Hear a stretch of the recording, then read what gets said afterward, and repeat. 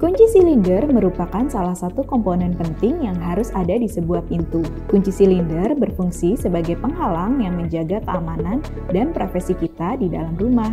Kunci silinder terbagi dari beberapa tipe yang patut kita perhatikan untuk mendapatkan keamanan yang maksimal. Yang pertama adalah tipe double cylinder.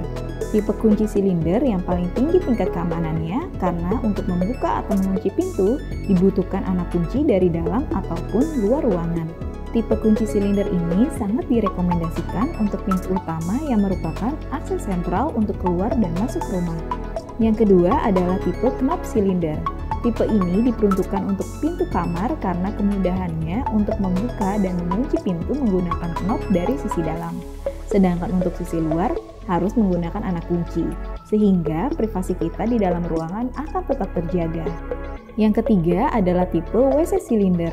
Seperti namanya, tipe kunci silinder ini diperuntukkan untuk pintu WC atau kamar mandi.